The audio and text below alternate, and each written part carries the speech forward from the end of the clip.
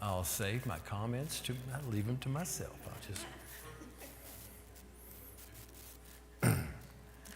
All right, are we ready?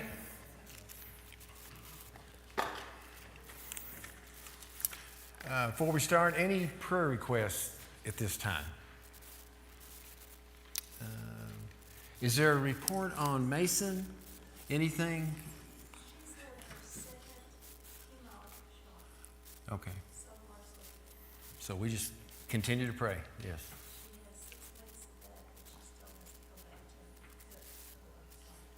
Okay. Okay.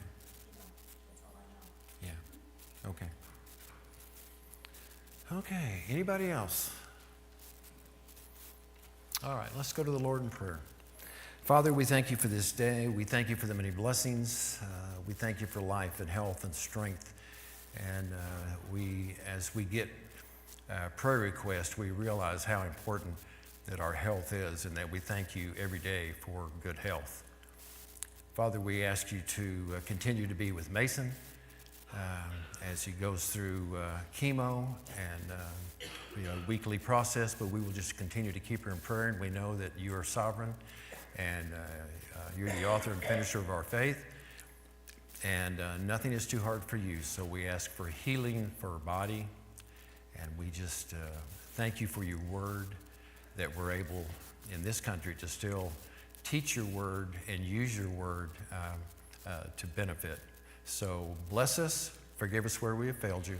In Jesus' name we pray. Amen. All right, we're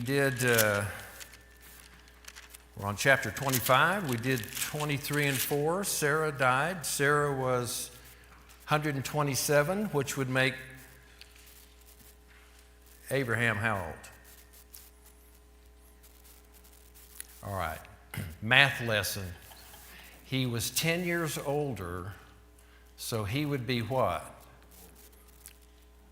All right, we'll go on to the next one. I didn't want to tax your brain. I'm really sorry. Yeah. What did somebody back here say? 15? Yeah. Okay. He was 137, and we see here in chapter 25 that he's going to remarry. I've read some commentaries. Somebody help me out if you know anything different. Keturah. Well, let me just read the first verse here. Abraham took another wife whose name was Keturah. In 1 Chronicles chapter 1, it shows that this is his, and it just says concubine.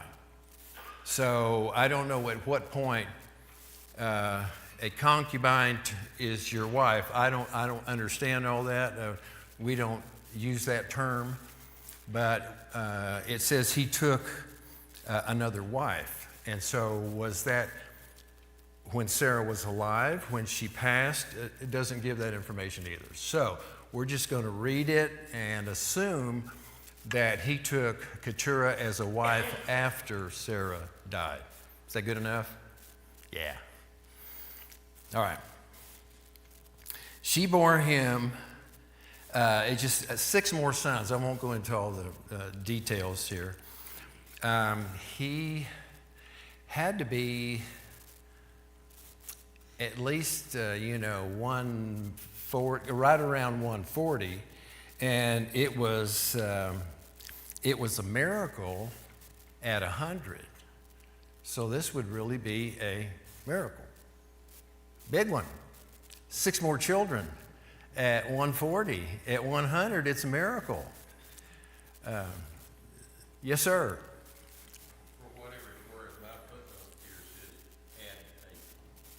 Says what? Indicating in one of the rabbis that he may have taken this woman even before Sarah died. Okay. That's just And somebody else's Bible will have a different connotation. So, but possibility that, and that would make a little more sense because he's got 6 more, and he dies at 175. And if he's 140, he's got all of that, and we'll move on. Yeah. Yeah, 80's not that bad. So having children right now would really be a miracle, wouldn't it, Tom? Yeah. Are you trying to tell us something or what? Oh, no, okay. All right. Okay. Let's see. All of these, and then all of the sons, and then their children are obviously Abraham's family. Abraham left everything he owned to Isaac. So he gets specific there, doesn't he? Everything he owns, which is quite a bit. He's a wealthy man. He's got Ishmael and at least six other children, but he leaves everything to Isaac. Reason for that would be what? He is the promised seed. Okay? So we have Abraham and Isaac, and then after that, in the line of succession is Jacob. So everything he owned goes to Isaac, but while he was still living, he gave gifts to the sons of his concubines. It's plural, so he had more than one, and sent them away from his son Isaac to the land of the east. He also sent, remember a few years back, he sent Ishmael off with Hagar, and then he found a wife, or she found him a wife in Egypt. So what would be a reason to send Ishmael off and then send six other children off would be probably what? Why would he send them off and just have Isaac there by himself? All the other children are gone.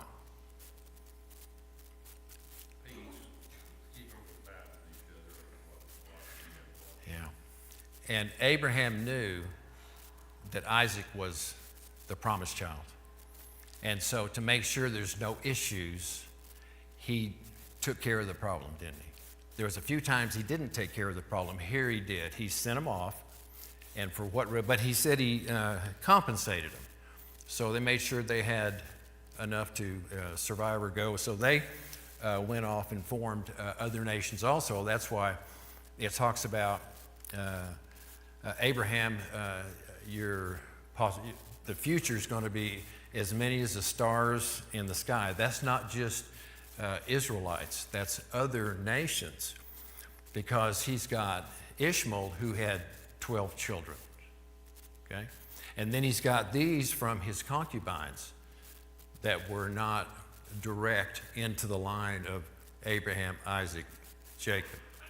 So there's lots of countries that are going to be involved in his family.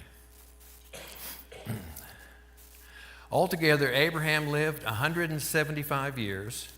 Then Abraham breathed his last and died at a good old age, an old man full of years, and he was gathered to his people.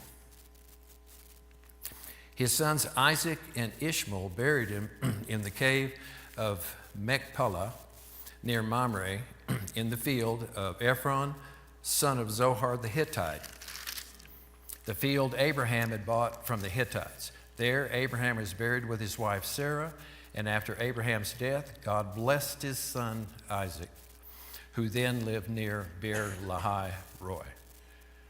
So the blessing is, and this kind of answers the question we had. The blessing goes to, God's going to bless Isaac. He's going to bless his other children, but the blessing goes to Isaac, who in his line will be Jacob. Okay? This is the account of Abraham's son Ishmael, whose Sarah's maidservant Hagar, the Egyptian, bore to Abraham. There's no other place. It just lists this, and then from there it goes on. The reason being, Moses is trying to go through from here and get to Israel, and then eventually to Christ. And it won't be through Ishmael. It's going to be through Isaac. So he mentions the family just to show how many children that Ishmael has and what happens to him. Okay? You know, I find it very interesting that they mention that Isaac and Ishmael Yeah. buried his dad. Yeah. There had to be some kind of a relationship Yeah. somewhere. Yeah. Now, the other sons aren't there, Yeah. but those two are. Makes you wonder why the other 6 were not accounted for there. Maybe they were, and Moses didn't write it down. I don't know. Yeah, I agree with you.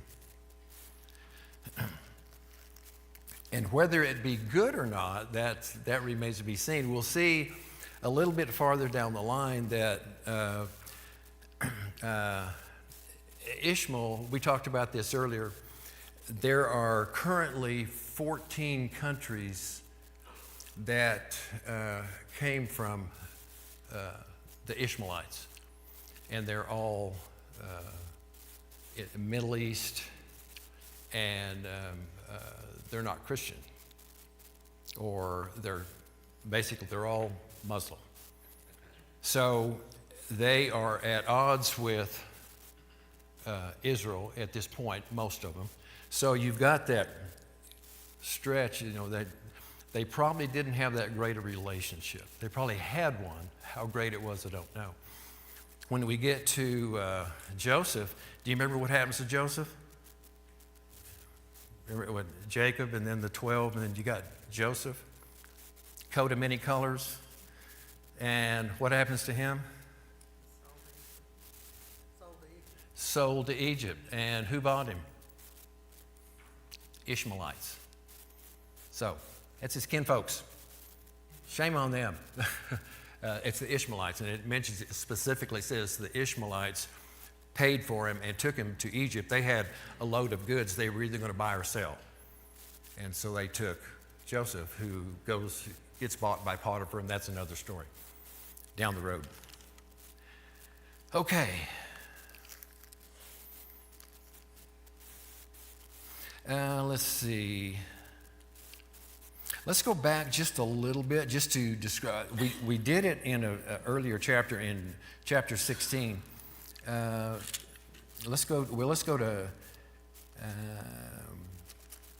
verse 17, and then I'll back up. Altogether, Ishmael lived 137 years. He breathed his last and died, and he was gathered to his people. His descendants settled in the area of Havilah to Shur, near the border of Egypt, as you go towards Ashur, and they lived in hostility toward all their brothers. That may answer a little bit of their relationship. You were talking about the relationship between the two. Let's go back to chapter 16, just for a replay here. Okay, you have Ishmael, and Abraham is sending off Hagar and Ishmael. So there's just going to be Isaac. And in chapter 16, verse 11, this is the Lord talking to Hagar. It's 16:11. The angel of the Lord also said to her, "You are now with child, and you will have a son. You will name him Ishmael, for the Lord has heard of your misery. He will be a wild donkey of a man. His hand will be against everyone, and everyone's hand against him." The beginning of the issues between Arabs and Jews, and read the paper, you can get the next version. It's out every day. So you can see the relationship here that carried on to today. So that was the beginning of it. So that might answer a little bit of that. Ishmael was like the oldest. So Ishmael was the oldest, and then it was Isaac. And so for them two to bury their dad, I think Ishmael probably thought that he stood a chance at what God had promised to Isaac. Yeah. But God is true to his word. And even though Abraham went outside of God and did what he did with Hagar to have Ishmael, God still had to honor his promise Yeah. with Abraham and Isaac. But you see him saying, Hagar, I haven't forgot about you. I Right. understand. I mean, they did what Abraham and Sarah did was outside of God. They Yeah. didn't consult with God. And so, I mean, of course God's going to show mercy on Yeah. Hagar, but Yeah. it comes at a price. And he makes everything right, doesn't he? He'll fix it even if we did it wrong. So yeah. I still think that Ishmael was there. I mean,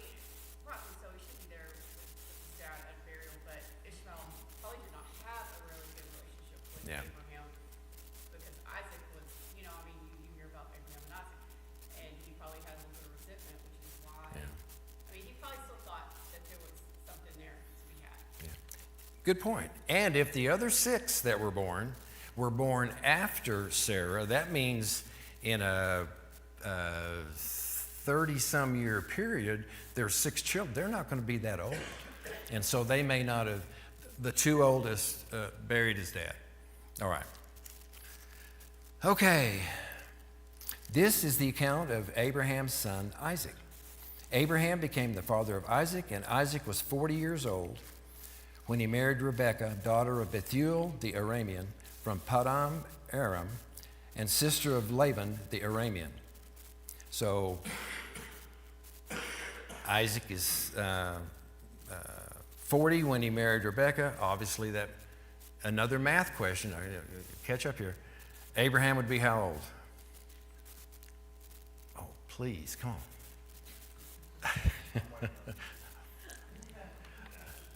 Okay. you got your calculator? Okay, Abraham's 140. He was 100. Remember? Okay, and then at 40, all right. 100 and used to be 140. Okay. Isaac prayed to the Lord on behalf of his wife because she was barren. Remember this story? Previous generation, who was barren? Sarah. So she intervened herself, didn't she, and took care of the situation. So that's where we're at here. The Lord answered his prayer, and his wife Rebekah became pregnant. So you wonder what would happen if Sarah would have consulted God and said, this has been a long time. God, please. It doesn't show. She just said, Abraham, here's what you're going to do. And then we already did that one. But so she became pregnant. And this will be about 20 years down the road. So Isaac's going to be about 60. We'll get to that in just a minute. The babies jostled each other within her, and she said, why is this happening to me? So she went to inquire of the Lord. The Lord said to her, 2 nations are in your womb, and 2 peoples from within you will be separated. One people will be stronger than the other, and the older will serve the younger. Makes sense now because we're reading it. Whether it made that much sense to Rebekah at that remains to be seen. We're going to see in the next chapter, we're going to see a little farther down the road in this chapter. Isaac loved Esau. Sarah loved Jacob. Classic case of favoritism by the parents. And we won't ask for any stories because there's probably not any in this room. No favoritism towards your children. This was the classic example right here. And we see what it led to in the decision-making process. For God, God doesn't alter his plan, but he may have to use different people to do it. And so we see when people don't honor that, what happens. So they were fighting in the womb. They were fighting as brothers. And there's issues today. Esau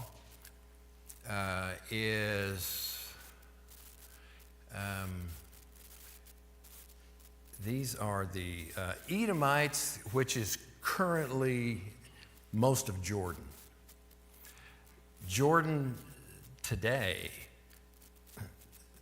according to the paper today, Jordan is an ally of Israel. And something's happening on a daily basis, if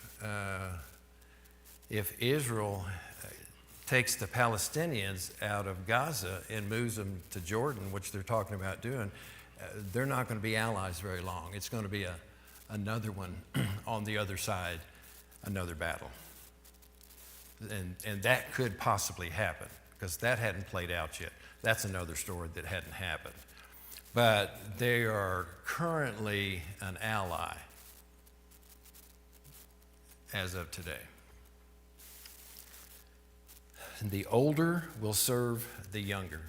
And at the time, obviously, if they're still in her body, she doesn't know which one she's going to like, whether it's going to be the older one or the younger one. So as time plays out, favoritism draws a line. All right. The first to come out was Red and Harry. All kinds of stories on that, but Esau means red and hairy, so not a lot of interpretation there. And his whole body was like a hairy garment, so they named him Esau. After this, his brother came out, and with his hand grasping Esau's heel, so he was named Jacob. Isaac was 60 years old when Rebekah gave birth to them. So, Isaac had been praying. Well, I'm not going to do a math question on you. You hadn't answered any of them yet. He's been praying for how many years? 20 years. Yeah. 40 and then 60, so the difference is 20. It's 20. All right. The boys grew up, and Esau became a skillful hunter, a man of the open country, while Jacob was a quiet man, staying among the tents. One of my commentaries just says he was a mama's baby. So you can call it however you want to call it. He's a mama's baby. Isaac, who had a taste for the wild game, loved Esau, but Rebekah loved Jacob. And there's where the issue started in the womb, but here's where it materializes as their brothers, and we got favoritism between the two. Once when Jacob was cooking some stew, Esau came in from the open country, famished, and he said to Jacob, "Quick, let me have some of the red stew." He said, "I'm famished." And that's also why they called Edom. Jacob replied, "First, sell me your birthright. Look, I'm about to die." There's a little drama there. That's a little, probably too much maybe. I'm about to die. He's not about to die. He's missing one meal. But that's his story. I'm about to die, Esau. So what good's my birthright to me? When we talk about the birthright, there's more to it than just your position.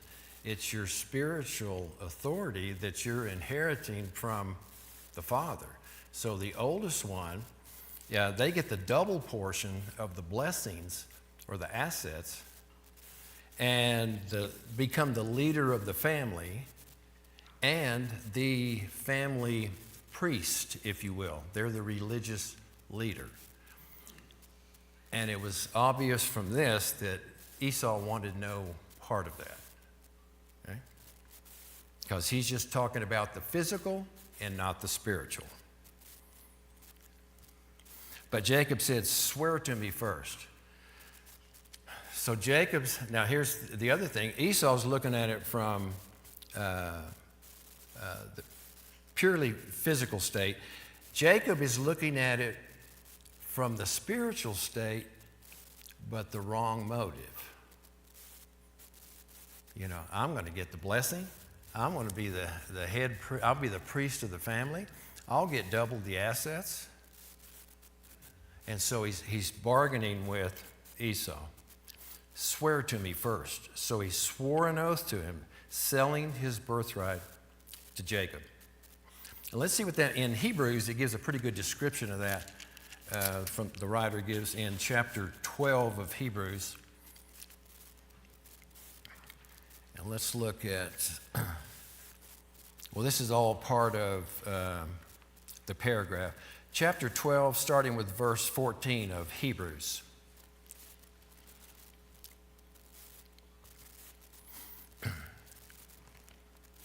"Make every effort to live in peace with all men and to be holy. Without holiness, no one will see the Lord. See to it that no one misses the grace of God and that no bitter root grows up to cause trouble and defile many. See that no one is sexually immoral or is godless like Esau, who for a single meal sold his inheritance rights as the oldest son. Afterward, as you know, he wanted to inherit this blessing, and he was rejected. He could bring about no change of mind, though he sought the blessing with tears. So we see from the author of Hebrews that Esau is, if you want to say godly or ungodly, he is ungodly. So he made an ungodly decision when he was negotiating with Jacob. Make sense? You know, it sounds like Jacob wanted the birthright, and he's just been planning, waiting for the opportunity to get it. I mean, because who would think to ask for a birthright for food, you know? And so he was lying in wait for the opportunity. For something, wasn't he? Because what does his name mean? See, Heel catcher and deceiver. Yeah. So that's been in his, well, it's in all of our natures when we're born. So he was born with that, but he was using it to the max. Yes.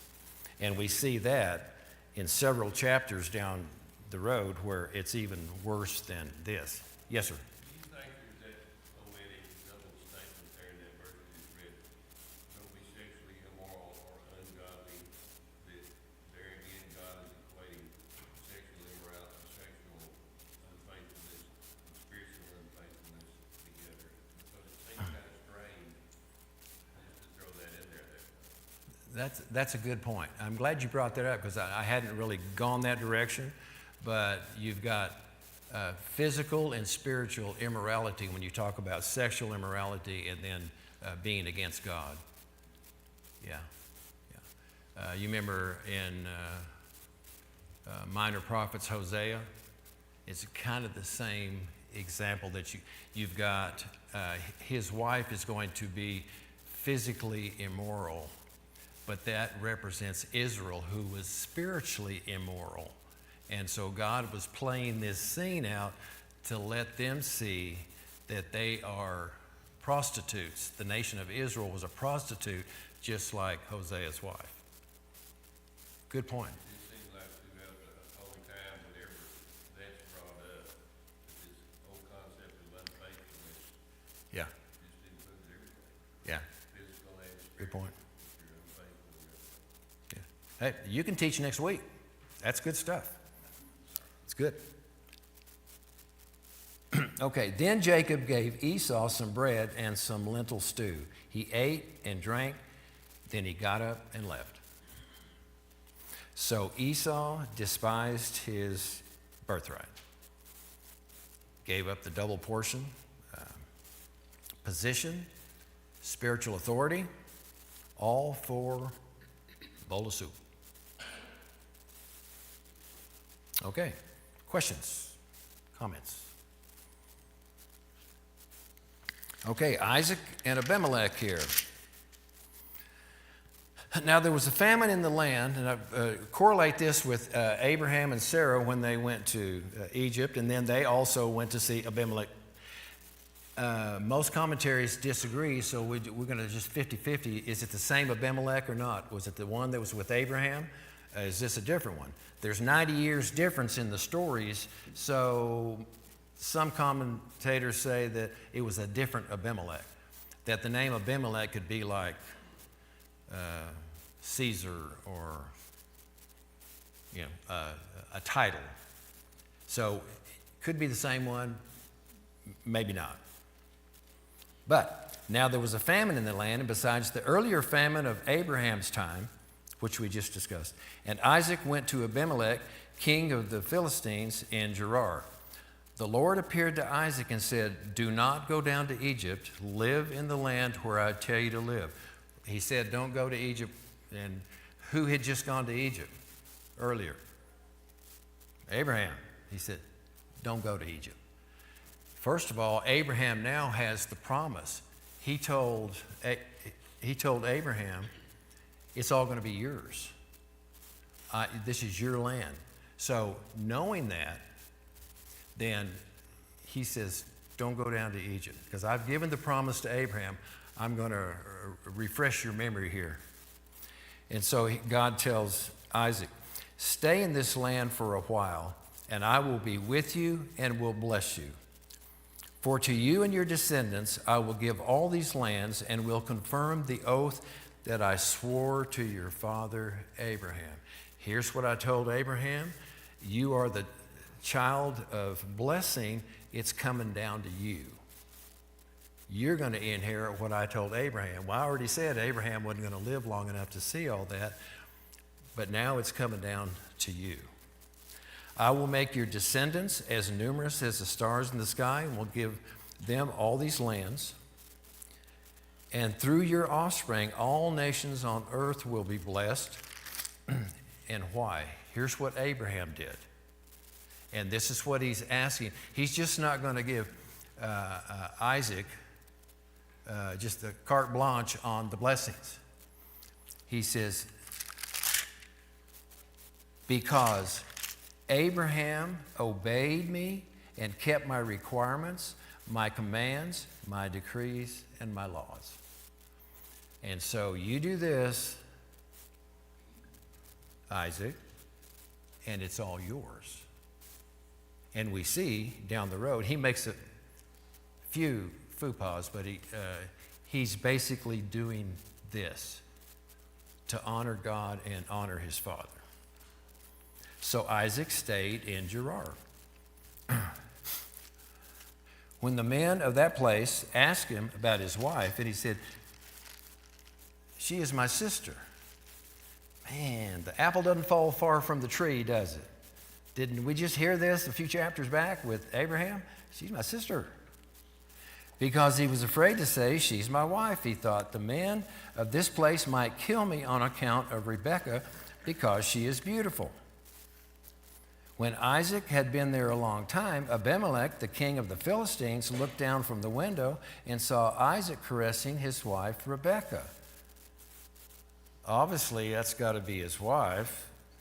If not, there's other problems we're not discussing here, okay? So Abimelech summoned Isaac and said, she really is your wife. Why did you say she's my sister? Isaac answered him, because I thought I might lose my life on account of her. Then Abimelech said, what is this you've done to us? One of the men might well have slept with your wife, and you would have brought guilt upon us. Be honest, be truthful, be straightforward. Let God handle the details. He slipped up on this one just like his dad. The apple didn't fall far from the tree. Didn't quite trust him enough to say that God, he said, I'm going to bless you, which means you're going to do this in the future, which means he's not going to die right here. And so he did not compute. So Abimelech gave orders to all the people. Anyone who molests this man or his wife shall surely be put to death. Isaac planted crops in that land. Let's go back to, he says, I'm going to bless you. Here we go. Isaac planted crops in that land, and in the same year reaped 100-fold, because the Lord blessed him. The man became rich, and his wealth continued to grow until he became very wealthy. He had so many flocks and herds and servants that the Philistines envied him. So all the wells that his father's servants had dug in the time of his father Abraham, the Philistines stopped up, filling them with the earth. Why is this a no-no? Abraham had the wells dug. They're his wells. They're on the edge. He's living on the edge of the desert. Water is a premium. They're plugging up the wells that Abraham had dug. Those are Isaac's wells. And what should Isaac do? It means war. There's different tribes go to war over plugging up the water because that's critical where they're at. And Isaac didn't do that. So he handled himself well. He was dealt a blow here, and he handled it. Here's where we see where he does it. Then Abimelech said to Isaac, move away from us. You become too powerful for us. So Isaac moved away, and from there encamped in the valley of Gerar and settled there. Isaac reopened. He didn't go to war. He didn't say, we're going to take on Abimelech. He says he reopened the wells that had been dug there in the time of his father Abraham, which the Philistines had stopped up after Abraham had died, and he gave them the same names that his father gave them. Isaac's servants dug in the valley and discovered a well of fresh water there, but the herdsmen of Gerar quarreled with Isaac's herdsmen and said, "The water is ours." So he named the well Esek, because they disputed with him. And Esek means a dispute. Then they dug another well, but they quarreled over that one also.